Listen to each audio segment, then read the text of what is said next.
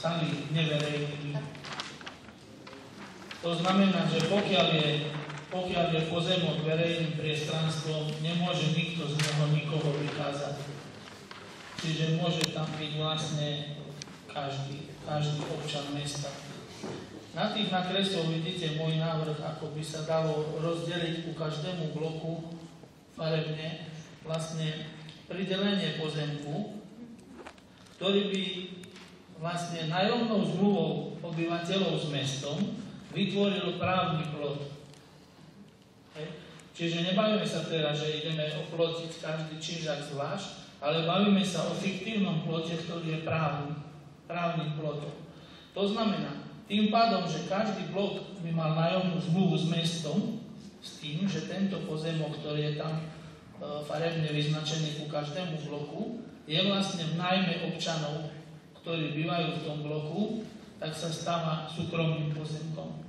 To znamená, že môže zasahovať polícia, či už normálna štátna alebo mestská, a z tohto pozemku jednoducho ľudí vykázať, ktorí tam nemajú čo robiť. To si myslím, že by to bolo krokom k tomu, aby mohli pred každým činžakom byť lavičky, na ktorých by sedeli obyvateľia sídliska a nie kadejakí popíjači, kadejakých vitriolov a iných fajnových vín. Časť, ktorá bola vlastne tá najkritickejšia, kde je tá studnička, kde sa chodí po vodu, tá časť je na tom pláne taká vyšrafovaná farebne.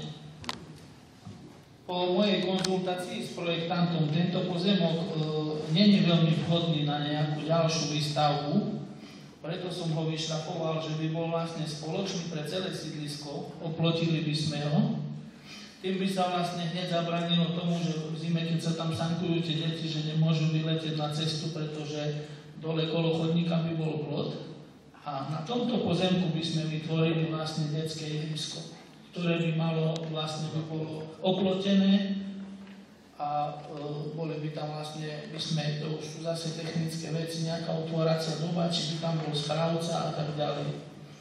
To by vyriešilo takisto situáciu, že by tam boli na tom ihrisku tie deti, ktoré sú deťami zo sídliska, alebo vlastne nazval by som to tak, že tie deti v doprovode rodičov, ktoré sa vedia správať a budú tam vlastne pod dozorom. Čiže to by bola časť, ktorú v mojom návrhu je, že by bola normálne oplotená. Čo sa týka parkovacích miest, vidíte za tým prvým podlhavostným blokom, tam je také malé pečko.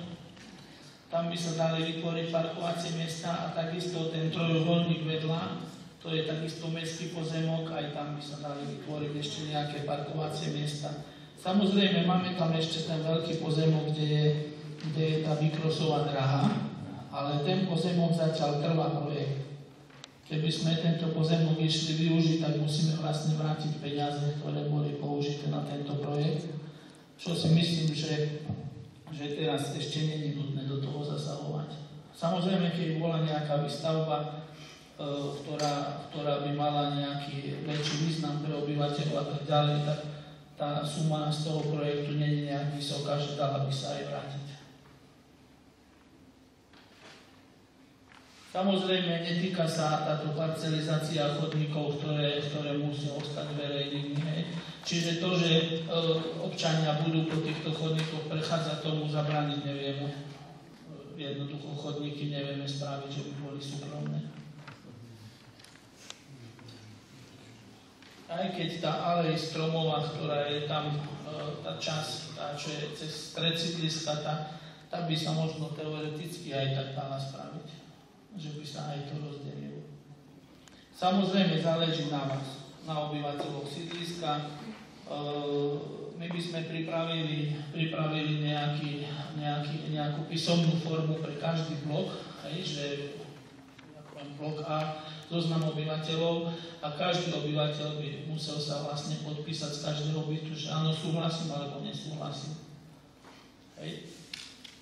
Až potom, pokiaľ by z každého bloku ja myslím, že by to bolo spravodlivé, keby 2/3 vlastne, keď budú za, tak sa to dá už považovať za súhlas.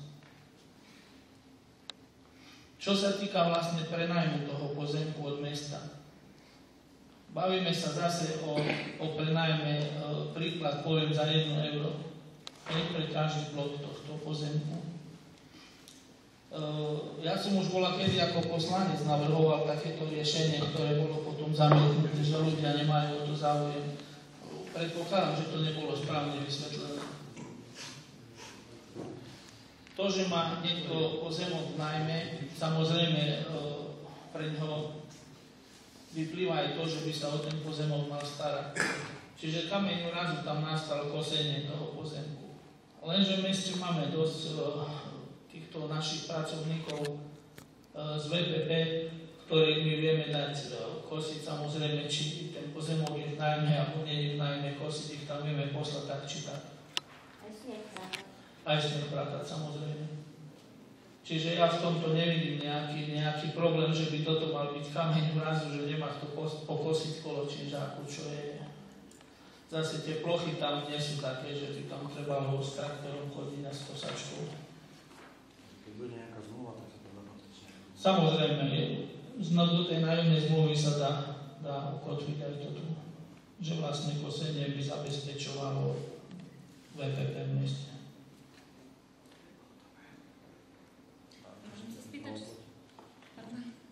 Len čo sa týka tej studničky, že vlastne tá bude tiež uplotená, alebo nie, lebo to nie je priamo tam v tom areáli, ktorý je vyštrafovaný, to je tam pri bytovke.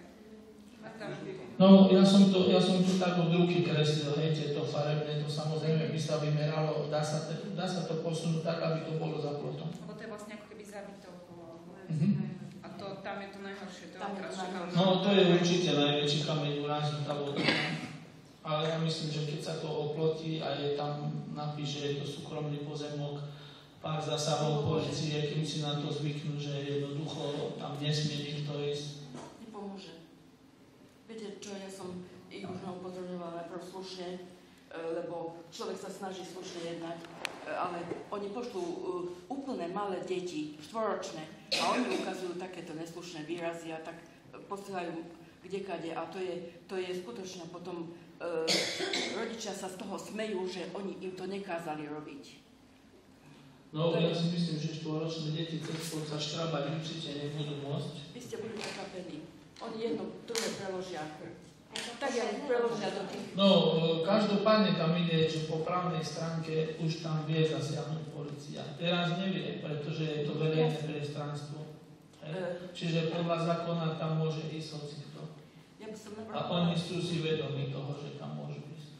Ja by som navrhovala, že by sa častejšie mestská polícia interesovala treba o tú studničku.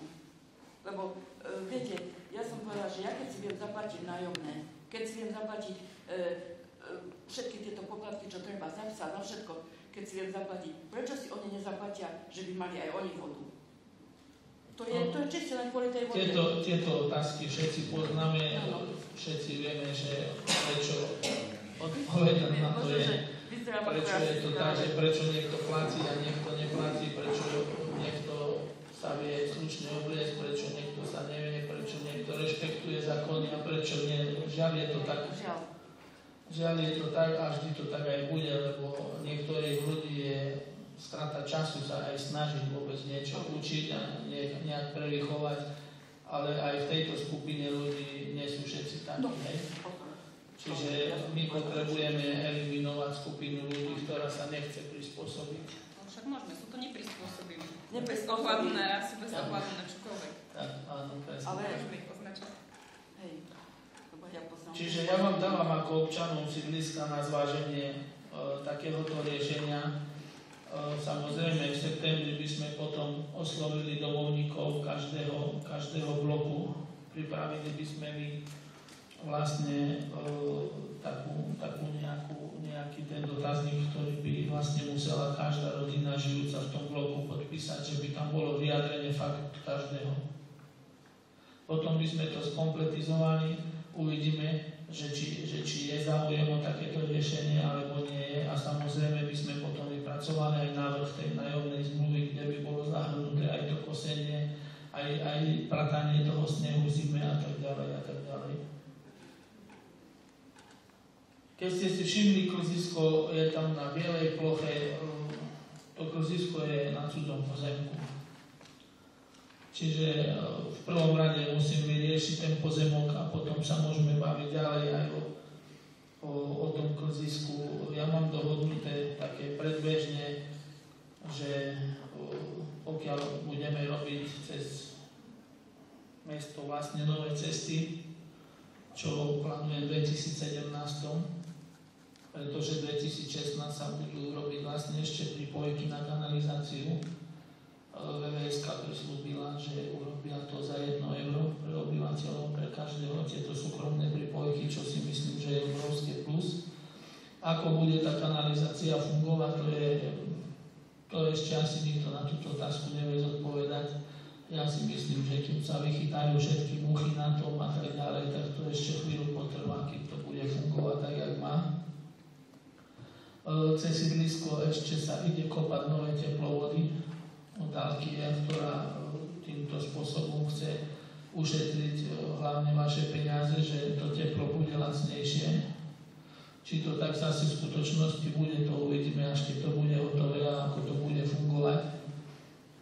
A samozrejme tie cesty ešte v tom roku 2016 plánujem vyzvať aj vodárenskú spoločnosť, aby poopravovali, čo sa dá aj na vodovode, než natiahneme nové koberce asfaltové a o 2 mesiace prídu kopať, že je porucha na vode.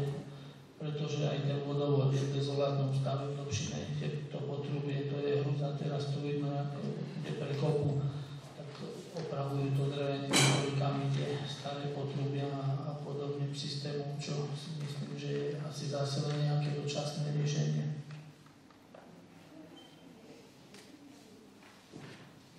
Takže toto by bol taký tá parcelizácia ku tým blokom, to by bol taký prvý krok, ten hovorím ešte raz, ten fiktívny právny plod, že by sa tam dalo zasahovať. Že jednoducho nechcete, aby na tej lavičke pred blokom sedel niekto, kto tam nemá čo robiť a tam uláka, tak jednoducho ho tam mať vedia právnou formou vykázať, čo sa teraz nedá. Tak neviem, čo je lepšie, či odstraňovať lavičky, alebo urobiť takýto krok.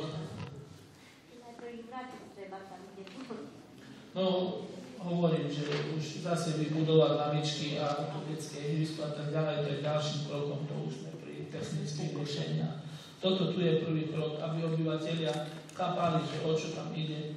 Takže myslel som, že príde ešte menej ľudí, ale aj tak myslím, že na sídlisku je tu dosť málo ľudí, koľkých to zaujíma, ale aj tak vás všetkých prosím, aby ste tieto informácie šírili ďalej, aby tí ľudia vedeli, že o čo ide. Že to není teraz, že zoberieme do nájmu a ideme stavať plot okolo Činiakov. Aj keď živý plot by bol úplne ideálny, si myslím zase, že to by sa dalo. Mali sme živé ploty predtým, keby sa nerobilo zateplenie, boli živé ploty prakticky na tých ihriskách. No len keď sa robilo zateplenie, tak to všetko zlikvidovali. No, tie športoviska, ja som nazoru, že jednoznačne musia byť oplotené a musia mať správcu, pretože inak to neustražíme, aby to bolo v takom stave, že by sa to nedevastovalo, neničilo a tak ďalej.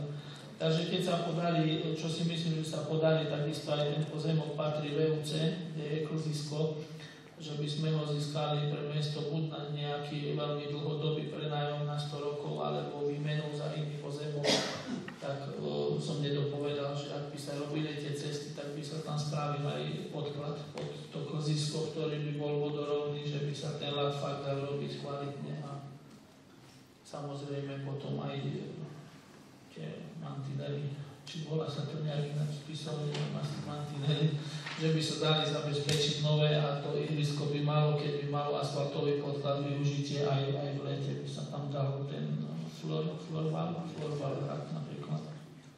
Smete bude riešené tiež, či smetné koše? Smetné koše takisto, čo sa týka odpadkov, riešime to s novým vedením podniku služieb. Všetci sme sa zhodli na tom, že ak sa dopracujeme k novej technike na podniku služieb, že by sa zakúpili, ja som stále vravel, aj budem vraveť, že 2 autá, ktoré by dokázali zbierať smeti, tak by sme vedeli zvážať aj okolité obce a tým pádom by tá firma pomaličky stála z ničoho k niečomu, aby jednoducho sa to dalo všetko a tie kontajnery samozrejme potom podľa toho, aké tie auta, aby ich vedeli schopní boli odnášať, či to budú tie väčšie, či menšie kúka na sídlisku určite väčšie. Ale asi sa pýtaš na túto situáciu. Hej, ešte na to oplotenie, keď bude oplotené okolo bytovky, Áno. tak tie kúkávky budú kde za alebo pred. No, to je všetko vec dohody, ako sa to spraví. Kontajnery, ja si myslím, že by mali byť už na tom pozemku, ktorý bude v tom najmu, aby tam a takisto sa tam nechodili hrabať ako do nákupného centra po niektorých. Keď tam bude nejaká brána teoreticky, tak vlastne by mali mať aj kľúče.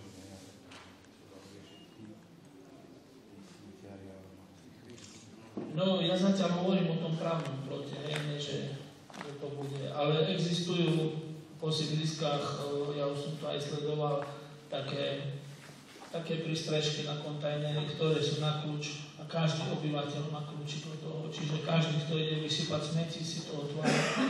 Je to vo veľa mestách takto urobené, kde mali takýto problém. Čiže aj to je riešiteľné, aj to, ale zase by sme sa stretli spoločne. Začneme tým prvým krokom a potom postupne by sme riešili každý problém. Z mojej strany je ochota aj čas, aj všetko na to určite je. Tie parkovacie miesta sú zakreslené 2 miesta, kde by sa to dalo spraviť a po čase samozrejme aj na tej časti, kde je tá vykrosová dráha, aj tam určite sa tam budeme sa tam zaoberať nejakou výstavbou, pretože aj podľa projektanta a týchto ľudí, s ktorými som prešiel sídlisko, tak je vhodná parcela ešte na nejakú výstavbu po prípade nejakého nájomného domu. Môžem sa spýtať, a tá vykrosová dráha, teraz ten pozemok, ktorý je či mestský, alebo nie? Áno, mestský. A tam by sa to tiež nedalo oplotiť nejako, alebo niečo s tým zrobiť, lebo tam sa práve tí... No teraz sme pri tom, čo som povedal pred chvíľou, že ja som názoru, že všetky športoviska by mali byť oplotené a mal by za nich byť zodpovedný správca, tak jak je tenisový Ja kôr. neviem, čo všetko tam sú títo, ktorí... Jasné. To oplotenie nie je taká veľká investícia, ktorú by sme nedokázali zvládnuť na tie športoviska. Ja by som... Kropička, kde to teraz sa stáva, teraz sa kopie, všade prach kopa. No samozrejme, za to tu sedíme, aby ste mali času, až sa dokončí kanalizácia, dokončia sa tie teplovody, až potom môžeme riešiť aj zeleň a všetky ostatné veci. A môžem sa spýtať ešte, keď sme pri tom hluku, možno blbá otázka, ale ak to bude teda celého sídliska to ihrisko, ktoré bude tam na tej farebnej ploche, tak ako to mám povedať, dá sa nejako zabraniť tomu, aby tam síce možno deti zo sídliska trošku staršie večer húčali a popíjali a tak ďalej, lebo tam napríklad pod našim balkónom, to nie sú len neprispôsobili, čo tam vysedávajú, ale o 10. večer tam fetujú, chlastajú a neviem čo všetko, aj iné deti. No, oplotené športovisko ako aj detské ihrisko bude pri Karpojem o 8 hodine večeru zamknuté a týmto hasne, nemá tam kto čo robiť. Kto tam bude za plotom, bude tam protiprávne. Že bude to časovo obmedzené, že aj keď si obyvateľ... No, môj návrh je taký, teda aj si myslím, že rozhodne, že nikto nepôjde o 10. vonku s malým deckom na obedačku, hej. Je to nelogické, preto by sa tam určil ten čas, že kedy to ihrisko funguje. Takisto ak tenisový kurt, keď niekto chce ísť hrať, tak ide za človekom, ktorý to má na starosť a ho tam pustí, mu to odomkne.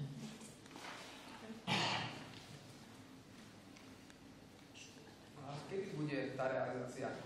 Na budúci rok, alebo keď sa tu... No, teraz tu vlastne verejne predstavujeme, bude to aj na stránkach mesta, dáme to potom aj do novín. A ja by som v septembri chcel vlastne, aby tí domovníci začali to s občanmi